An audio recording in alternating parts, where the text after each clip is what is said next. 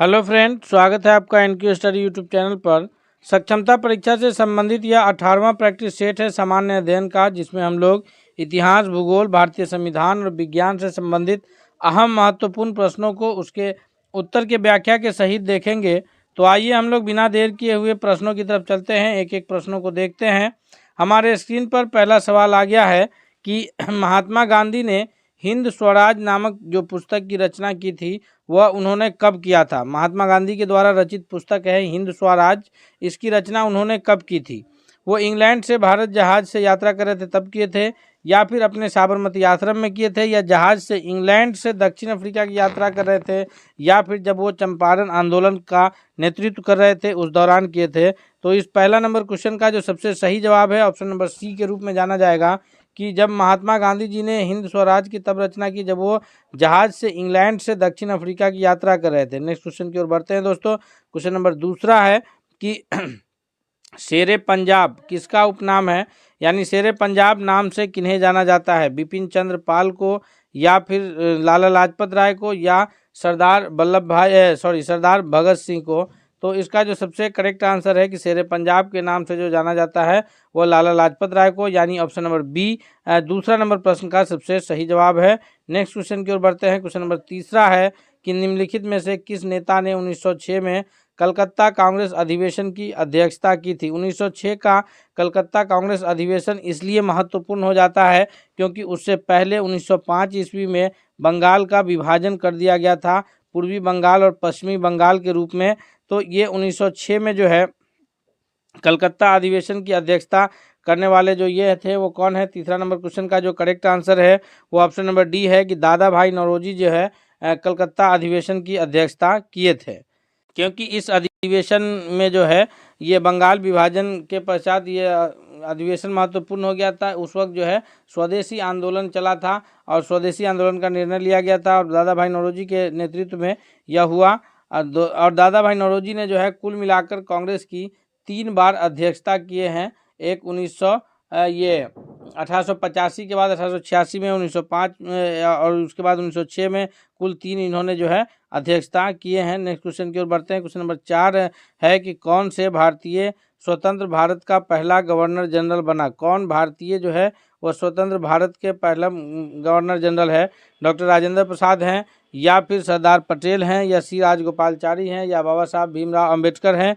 तो correct answer के रूप में ऑप्शन नंबर सी जाना जाता है कि सी राजगोपालचारी जी जो हैं यह स्वतंत्र भारत के प्रथम भारतीय गवर्नर जनरल के रूप में जाने जाते हैं। नेक्स्ट क्वेश्चन है, क्वेश्चन नंबर 5वां है कि जनरल माइक ओ डायर की हत्या किसने की थी। तो जनरल माइक ओ डायर की हत्या जो है यह उधम सिंह ने किया था, यानी ऑप्शन नंबर सी जो है 5वां नंबर क्वेश्चन का सबसे करेक्ट आंसर है। नेक्स्ट क्वेश्चन है कि भारत की आज़ादी के समय भारतीय राष्ट्रीय कांग्रेस के अध्यक्ष कौन थे। यानी 1947 में जब भारत स्वतंत्र घोषित हुआ तो उस वक्त भारतीय राष्ट्रीय कांग्रेस की अध्यक्षता कौन कर रहे थे। महात्मा गांधी, या फिर पंडित जवाहरलाल नेहरू, या सरदार वल्लभ भाई पटेल, या जेबी कृपलानी। तो याद रखेंगे हम लोग महात्मा गांधी जो है वो केवल एक बार उन्होंने जो है बेलगांव में ये भारतीय राष्ट्रीय कांग्रेस की अध्यक्षता किए हैं। तो महात्मा गांधी उसके बाद जो है फिर भारतीय 1934 बेलगांव अधिवेशन की अध्यक्षता महात्मा गांधी जी के द्वारा किया गया था। उसके बाद फिर महात्मा गांधी जी ने है कभी भारतीय राष्ट्रीय कांग्रेस की अध्यक्षता नहीं किए हैं। 1947 में देश के स्वतंत्रता के समय जो ये थे अध्यक्ष थे वो जेबी कृपलानी थे, यानी ऑप्शन नंबर सी जो है वो करेक्ट आंसर होगा। दोस्तों हम लोग एक एक महत्वपूर्ण प्रश्नों को उसके उत्तर के व्याख्या के सहित देखेंगे, इसलिए हम आप लोग से रिक्वेस्ट करते हैं कि अगर आप लोग अब तक चैनल पर नए हैं, चैनल को सब्सक्राइब नहीं किए हैं, तो प्लीज़ आप चैनल को सब्सक्राइब करके बेल आइकन को दबा लीजिएगा ताकि कोई भी अपडेट्स आएगा तो सबसे पहले आप तक पहुँचेगा। क्वेश्चन नंबर 7वां की ओर बढ़ते हैं। क्वेश्चन नंबर 7वां है कि इंडियन लिबरल फेडरेशन की स्थापना किन्होंने किया था। सुरेंद्र नाथ बनर्जी ने, या फिर चित्तरंजन दास ने, या महात्मा गांधी ने, या फिर चंद्रशेखर आज़ाद ने। 7वां नंबर क्वेश्चन का करेक्ट आंसर कौन सा होगा। तो 7वां नंबर प्रश्न के लिए जो सबसे सही उत्तर है कि इंडियन लिबरल फेडरेशन की जो स्थापना किए थे, संस्थापक के रूप में जो जाने जाते हैं वह जाने जाते हैं एस.एन. बनर्जी, यानी सुरेंद्र नाथ बनर्जी जी जो है वो इंडियन लिबरल फेडरेशन के संस्थापक के रूप में जाने जाते हैं। नेक्स्ट क्वेश्चन नंबर 8 है कि भारत छोड़ो आंदोलन के समय इंग्लैंड के प्रधानमंत्री कौन थे। भारत छोड़ो आंदोलन कब शुरू हुआ था? तो भारत छोड़ो आंदोलन जो है यह 1942 ईस्वी में शुरू हुआ था और इस समय जो है कांग्रेस के जो अध्यक्ष थे वो मौलाना अबुल कलाम आज़ाद थे। भारत छोड़ो आंदोलन के समय में ही जो है महात्मा गांधी जी ने करो या मरो का नारा दिया था। और भारत छोड़ो आंदोलन बहुत महत्वपूर्ण इसलिए भी हो जाता है क्योंकि इस आंदोलन जो आज़ादी के ये में सबसे महत्वपूर्ण आंदोलन है। इस समय जो इंग्लैंड के प्रधानमंत्री थे, 8वां नंबर क्वेश्चन का जो करेक्ट आंसर है वो ऑप्शन नंबर बी है कि विंस्टन चर्चिल जो है वहाँ के प्रधानमंत्री थे। अगले सवाल की ओर बढ़ते हैं। नेक्स्ट क्वेश्चन नंबर 9 है कि सूची 1 को सूची 2 से सुमेलित करना है। पुस्तक है और फिर उसके रचयिता है। इस प्रकार के अक्सर प्रश्न जो है सूची सुमेलित करने वाला खासकर बीपीएससी जो है इसमें पूछता है। तो 9वां नंबर क्वेश्चन का जो करेक्ट आंसर है वो कौन सा है कि इसमें जो सबसे सही उत्तर के रूप में जाना जाएगा कि द इंडियन स्ट्रगल, ये लिखा है जो है सुभाष चंद्र बोस के द्वारा। इंडियन इंडिया इन ट्रांजिशन ये जो लिखे हैं ये एम एन राय ने लिखा है। फिर उसके बाद है वेकअप इंडिया इन्वेस्टमेंट ने लिखा है और ट्रांसफर वीपी मेनन ने लिखा है। यानी अगर हम लोग इसका जो सही सूची देखें तो सबसे सही सूची जो सुमेलित हो रहा है वो ऑप्शन नंबर डी के रूप में जाना जाएगा 9वां नंबर क्वेश्चन के लिए। नेक्स्ट सवाल की ओर बढ़ते हैं हम लोग। अगला क्वेश्चन देखते हैं। क्वेश्चन नंबर 10 है कि 1927 में जो बटलर कमेटी 1927 में जो बटलर कमेटी बनी थी उसका उद्देश्य क्या था? बटलर कमेटी का जो उद्देश्य था वो भारतीय सेना का आधुनिकीकरण करना था या फिर भारतीय कृषि का आधुनिकीकरण करना था या भारतीय समाचार पत्रों पर सेंसर लागू करना था या भारतीय सरकार तथा देशी राज्यों के बीच संबंधों को सुधारना था। 10वां नंबर क्वेश्चन का जो सबसे सही उत्तर है वो ऑप्शन नंबर डी के रूप में जाना जाएगा कि भारतीय सरकार तथा देशी राज्यों के बीच संबंधों को सुधारने के लिए 1927 में जो है बटलर कमेटी बनी थी। नेक्स्ट क्वेश्चन की ओर चलते हैं। क्वेश्चन नंबर 11 है कि कथन ए है कि कुशीनगर मल गणराज्य की राजधानी थी। कथन आर है कि महात्मा बुद्ध का महापरिनिर्वाण कुशीनगर में हुआ था। अब इसके हिसाब से हमें कूट में आंसर करना है 11 का कि ए और बी दोनों सही है और ए आर जो है वो ए की व्याख्या करता है और दूसरा है कि आर ए और आर दोनों सही है तथा आर ए की व्याख्या नहीं करता है। ए सही है किंतु आर गलत है, ए गलत है किंतु आर सही है। तो सही तो दोनों है। कुशीनगर मल गणराज्य की राजधानी भी थी और महात्मा बुद्ध का महापरिनिर्वाण यानी उनका देहांत स्वर्गवास जो है वो कुशीनगर में ही हुआ है। तो कथन दोनों सही है लेकिन कथन आर से ए की व्याख्या होती है ऐसा कोई सही नहीं है। अर्थात ऑप्शन नंबर बी जो है वो करेक्ट आंसर हो जाएगा कि ए और बी दोनों कथने सही है लेकिन आर ए की सही व्याख्या करता है ऐसा जरूरी नहीं है। नेक्स्ट क्वेश्चन है। क्वेश्चन नंबर 12 है कि महात्मा बुद्ध के प्रथम बौद्ध संगीति, महात्मा बुद्ध के मृत्यु के बाद जो प्रथम बौद्ध संगीति की अध्यक्षता जो है वो किन्होंने किया है? ये बौद्ध का जो ये है संगीतिया हुआ है वो मुख्य रूप से 4 बौद्ध संगीति हुई है, राजगीर, वैशाली, पटना और फिर कुंडलवन कश्मीर। तो ये तीसरा जो है पाटलिपुत्र में हुआ है, चौथा कश्मीर में हुआ है, प्रथम राजगीर में हुआ है। 12वां नंबर क्वेश्चन का जो करेक्ट आंसर है वो ऑप्शन नंबर ए है कि बुद्ध की मृत्यु के पश्चात प्रथम जो बौद्ध संगीति का आयोजन हुआ था उसकी अध्यक्षता महाकश्यप ने किया था और 4 बौद्ध संगीति हुई है जिसमें से जो है अक्सर तीसरा से प्रश्न बनता है। तीसरा बौद्ध संगीति पाटलिपुत्र में हुआ था और तीसरी बौद्ध संगीति जो है वो सम्राट अशोक के संरक्षण में हुआ था, इसीलिए जो है उससे अक्सर प्रश्न बनते हैं। नेक्स्ट सवाल की ओर बढ़ते हैं। क्वेश्चन नंबर 13 है कि निम्नलिखित 4 स्थानों में से हुई बौद्ध संगीतियों का सही काल क्रम कौन सा है? तो इसमें अभी हम पीछे इस पर चर्चा भी किए थे कि सबसे प्रथम जो बौद्ध संगीति हुई थी वो राजगीर में, दूसरी बौद्ध संगीति कहाँ हुई थी? वैशाली में, तीसरी बौद्ध संगीति कहाँ हुई थी? पाटलिपुत्र में और चौथा बौद्ध संगीति कहाँ हुआ था? कुंडलवन में यानी कश्मीर में। तो सबसे पहले कौन आएगा? सबसे पहले राजगीर है तो दूसरा आएगा, फिर उसके बाद वैशाली है तो पहला आएगा, फिर उसके बाद पाटलिपुत्र है तो चौथा आएगा, फिर कुंडलवन है तो तीसरा होगा यानी 2 1 4 3। सही कूट कौन सा मिल रहा है? 2 1 4 3 का। इसका जो ऑप्शन नंबर जो 13वां नंबर क्वेश्चन का correct answer option number D के रूप में होगा। और माफ़ी चाहते हैं कि डी जो है वो मिस्टेक से इसमें लिखा नहीं पाया, 2 1 4 3 जो है इसका करेक्ट आंसर होगा। तो डी के रूप में इसका सही उत्तर जाना जाएगा। इस प्रकार के प्रश्न होंगे उसका कूट के रूप में हम लोग को सही करना है। नेक्स्ट क्वेश्चन की ओर बढ़ते हैं। अगला क्वेश्चन है क्वेश्चन नंबर 14 है कि सूची 1 को सूची 2 से सुमेलित करना है। ये चारों बौद्ध संगीति हैं और उसके जो है चारों बौद्ध संगीति की अध्यक्षता किन्होंने किया है, तो उसके अध्यक्ष है इधर बौद्ध संगीतियाँ हैं। प्रथम बौद्ध संगीति याद रखेंगे हम लोग फिर से एक बार, राजगीर में। दूसरी बौद्ध संगीति कहाँ हुई है? दूसरी बौद्ध संगीति हुई है वैशाली में। तीसरी पाटलिपुत्र में और चौथी कुंडलवन में, जो कि कश्मीर में पड़ता है। तो इसका सही उत्तर क्या है? प्रथम बौद्ध संगीति महाकश्यप के नेतृत्व या अध्यक्षता में, द्वितीय बौद्ध संगीति सबकामी में यानी दूसरा का बी, तीसरा जो बौद्ध संगीति है जो सम्राट अशोक का संरक्षण प्राप्त था उस वक्त अध्यक्षता जो किए थे वो मुगली पुत्र किए थे। और चतुर्थ जो बौद्ध संगीति हुई है कुंडलवन में उसकी अध्यक्षता जो है वो वसुमित्र के द्वारा किया गया था। यानी ऑप्शन नंबर ए जो है करेक्ट आंसर के रूप में 14वां नंबर प्रश्न का सबसे सही उत्तर जाना जाएगा। सभी प्रश्न जो है उसके महत्वपूर्ण प्रश्नों को उत्तर की व्याख्या के साथ हम लोग कंप्लीट कर रहे हैं। इसलिए हम आपसे रिक्वेस्ट करते हैं दोस्तों कि आपको अगर वीडियो पसंद आ रहा है तो आप इसको कमेंट करके बताइए तथा दोस्तों के बीच शेयर कीजिए और चैनल को सब्सक्राइब जरूर कर लीजिएगा। क्वेश्चन है 15 कि रामानुज के अनुयायियों को क्या कहा जाता है? रामानुज के अनुयायियों को शैव कहा जाता है या वैष्णव कहा जाता है या फिर अद्वैतवाद कहा जाता है या अवधूत कहा जाता है?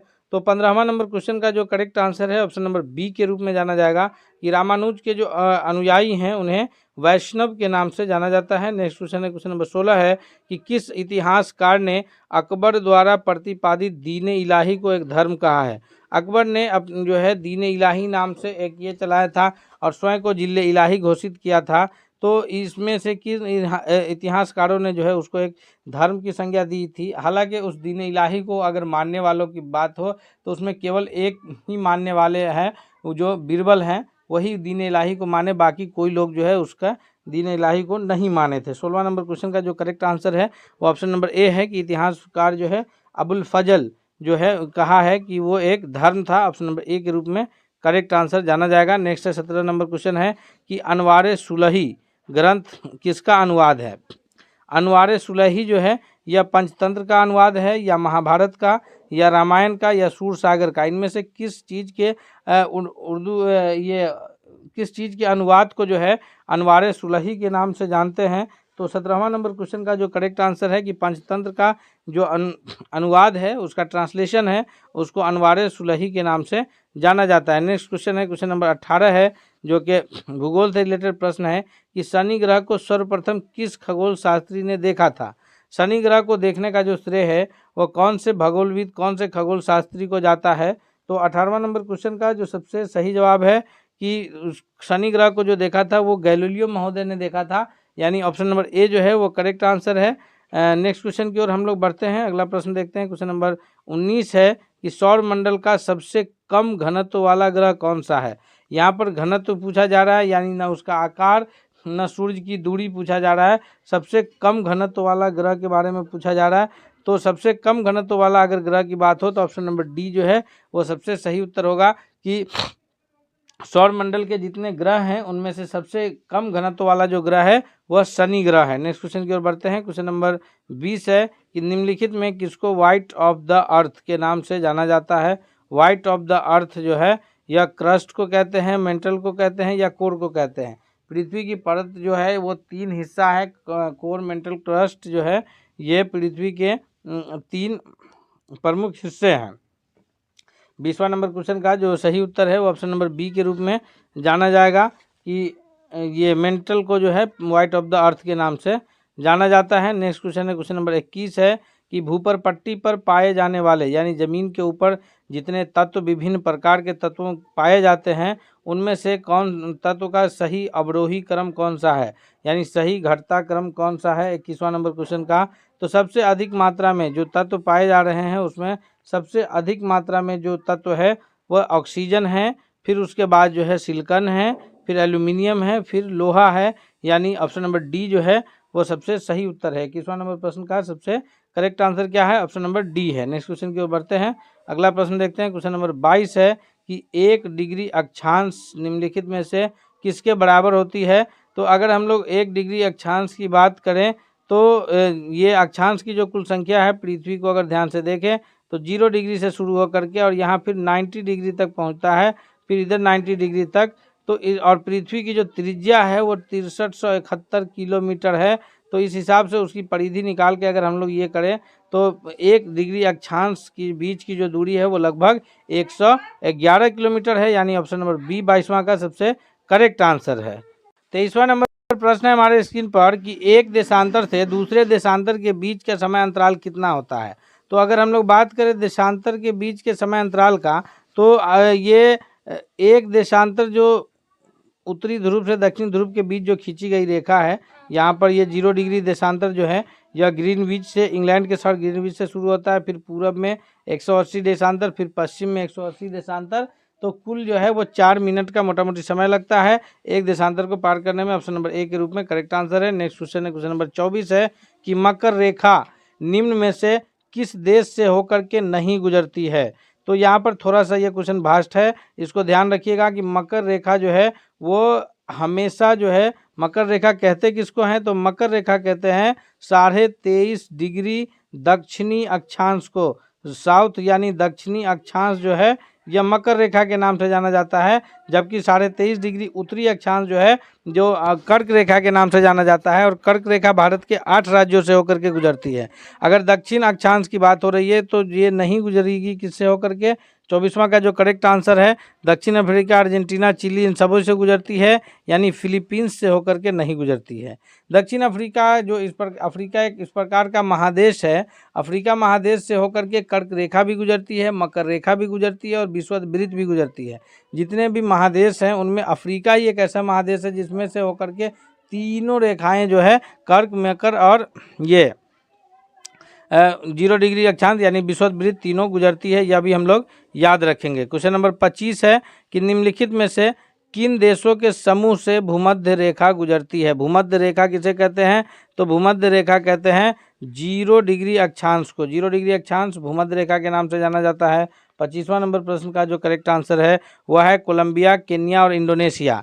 इन सभी देशों से होकर के जो है भूमध्य रेखाएं गुजरती है। नेक्स्ट क्वेश्चन की ओर बढ़ते हैं। क्वेश्चन नंबर 26 है कि वायुमंडल के किस सतह में तापमान बहुत अधिक उतार चढ़ाव नहीं रहता। तो वायुमंडल से रिलेटेड जो है प्रश्न पूछा जाता है, बीपीएससी के TRE 1 में भी प्रश्न पूछा गया है, इसलिए हम लोग को याद रखना है इसको। वायुमंडल का जो सबसे जो परत है उसमें पृथ्वी से जो ऊपरी परत है उसको क्षोभ मंडल के नाम से जाना जाता है।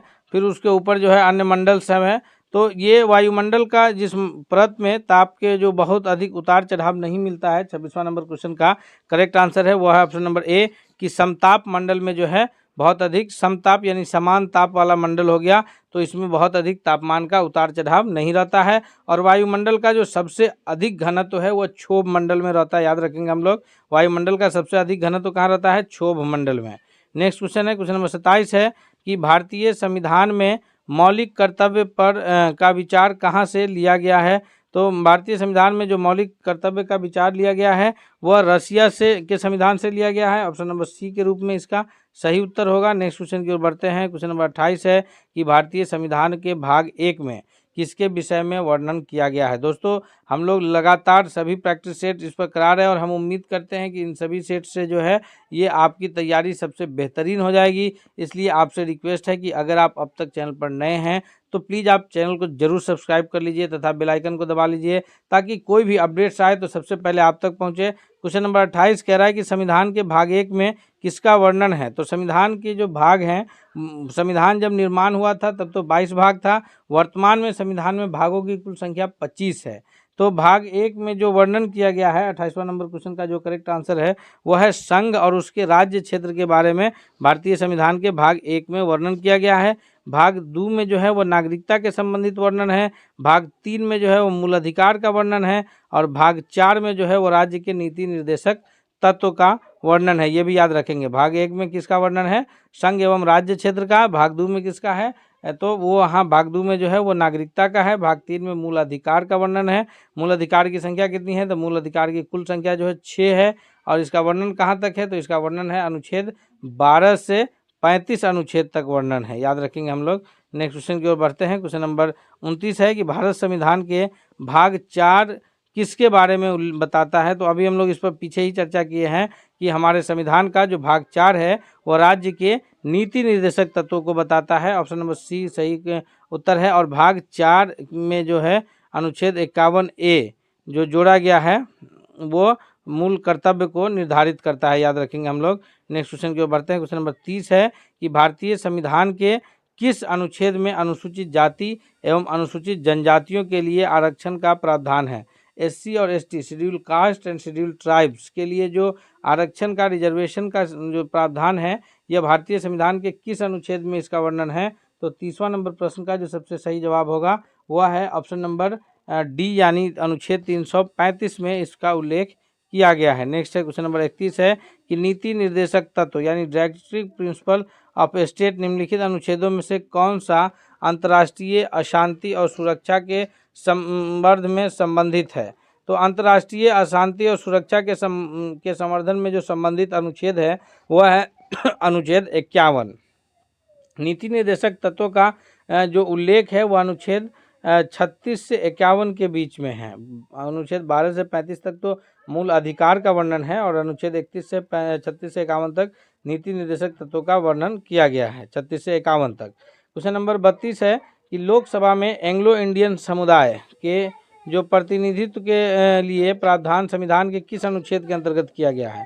लोकसभा के लिए यह प्रावधान है कि लोकसभा में 2 सदस्यों को राष्ट्रपति महोदय के द्वारा एंग्लो इंडियन समुदाय के यानी जिनके माता पिता में से कोई एक भारतीय हो और कोई एक इंग्लैंड से रहे हो तो वो एंग्लो इंडियन कहलाएंगे। तो उस समुदाय के 2 लोगों को जो है वो राष्ट्रपति महोदय के द्वारा लोकसभा के सदस्य के रूप में मनोनीत किया जाता है। और यह कौन से संविधान में है। तो इसका जो सबसे सही जवाब होगा 32वां नंबर प्रश्न का वह है ऑप्शन नंबर ए की अनुच्छेद 331 के तहत जो है यह प्रावधान किया गया है। नेक्स्ट सवाल की ओर बढ़ते हैं। क्वेश्चन नंबर 33 है कि भारतीय संविधान की प्रस्तावना में लिखित हम भारत के लोग we the people of India से क्या अर्थ है। ये अर्थ है कि भारतीय गणराज्य की प्रभुसत्ता जनता में निहित है या फिर संविधान का निर्माण भारत की जनता के द्वारा हुआ है, जो कि गलत है। संविधान का निर्माण तो संविधान सभा के द्वारा किया गया था। संविधान निर्माता भारत की जनता का प्रतिनिधित्व करते हैं और भारत का संविधान भारत की जनता की सहमति पर आधारित है। 33वां का जो करेक्ट आंसर है ऑप्शन नंबर जो है क्या अर्थ। तो इसका जो सबसे 33वां नंबर क्वेश्चन के लिए जो करेक्ट आंसर होगा कि जो भारतीय गणराज्य की प्रभुसत्ता है यानी इसका जो सही सबसे जो करेक्ट आंसर है 33वां नंबर क्वेश्चन के लिए वह है कि इस ऑप्शन नंबर ए के रूप में इसका करेक्ट आंसर जाना जाएगा। नेक्स्ट सवाल की ओर बढ़ते हैं। क्वेश्चन नंबर 33 के बाद 34 है कि मूल भारतीय संविधान के अनुसार भारत एक। तो मूल संविधान के अनुसार भारत जो है 34वां नंबर क्वेश्चन का जो करेक्ट आंसर है वो ऑप्शन नंबर ए है कि प्रभुत्व संपन्न लोकतंत्रात्मक गणराज्य। बाद में जो है प्रभुत्व संपन्न समाजवादी पंथ निरपेक्ष जो है यह बाद में जोड़ा गया है।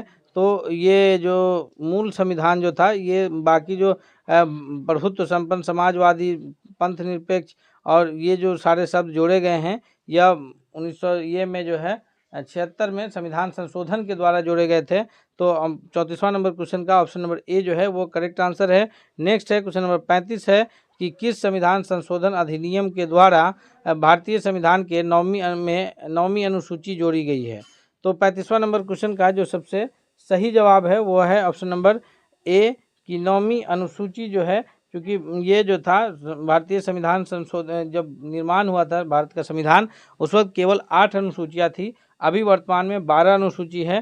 तो 9वीं अनुसूची जो है वो पहला संविधान संशोधन के द्वारा ही जोड़ा गया था। दोस्तों इस में जो है हम लोग 5 प्रश्न कम तैयार हो पाया, तो 5 प्रश्न कम है। नेक्स्ट सेट के साथ जो है हम लोग मिलेंगे अगले दिन। तब तक के लिए धन्यवाद। मिलते हैं अगले सेट के साथ और चलते चलते वीडियो को चैनल को सब्सक्राइब और वीडियो को लाइक शेयर करते हुए जाइएगा। मिलते हैं अगले सेट के साथ। बहुत बहुत धन्यवाद।